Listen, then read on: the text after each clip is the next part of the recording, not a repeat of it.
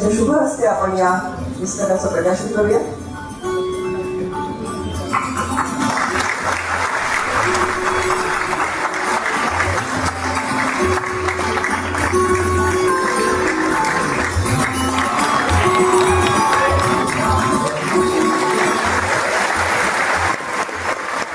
त्याच्यामध्ये काय लिहिलंय हे कळेल. तथापि आपण सर्वजण इथं या कार्यक्रमासाठी आलात ते मनापासून मी आणि दुले कुटुंब यांच्या वतीनं आपले धन्यवाद मानतो. आपलं जे प्रेम आहे हे असंच चालू राहू द्या. माझ्या परीनं, आमच्या कुटुंबाच्या परीनं जेवढे प्रयत्न मला या लोकसेवेसाठी करता येतील तेवढे मी करत राहील.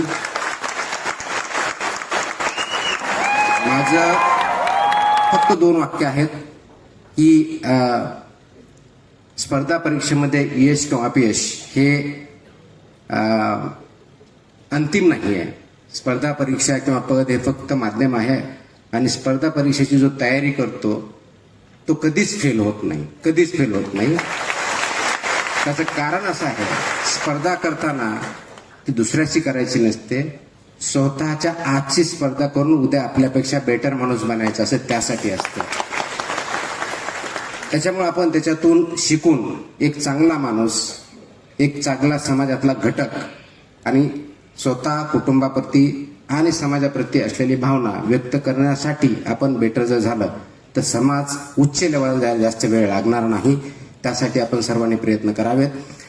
स्पर्धा परीक्षेच्या पाठीमागं, कारण इथं बरेच यंगस्टर आहेत, मी अनेक वेळेस बोललेलो आहे. बऱ्याच वेळेस आपलं आपण भाषण ऐकतो, इन्स्पिरेशन ऐकतो, असं म्हणत असतो की स्पर्धा परीक्षा द्याव्या, त्याच्यातून यश भेटावं. निश्चित चांगली गोष्ट. स्पर्धा परीक्षा हे चांगलं माध्यम आहे. पब्लिक सर्व्हिस किंवा सिव्हिल सर्व्हिस हे चांगलं माध्यम आहे, परंतु ते एकमेव किंवा द बेस्ट असं काहीही नाही. आपण शिक्षक असाल, आपण शेतकरी असाल, आपण उद्योजक असाल, आपण एंटरटेनर किंवा अभिनेता असाल, राजकारणी असाल, कोणत्याही क्षेत्रामध्ये जा, फक्त बेस्ट पॉसिबल काम करा. आणि ज्यावेळेस मी बेस्ट पॉसिबल म्हणतो त्यावेळेस सर्वात महत्वाचा माझ्या दृष्टिकोनातून जर कोणता भाग असेल तर तो नैतिक या दृष्टिकोनातून उत्तम आहे. कारण नैतिकता आपल्या वागण्यात, आचरणात नसेल तर आपण आतून खोकला असतो, तो आतून खोकला होऊ नका. आणि म्हणूनच समाजाला पुढे जर न्यायचं असेल तर प्रत्येकाने हा जो आतला खोकला आहे तो थांबवला पाहिजे. आणि जे जे समाजामध्ये चांगलं घडतंय त्यासाठी एकत्र येऊन आपण पुढे जाऊया एवढी अपेक्षा करतो. नमस्कार.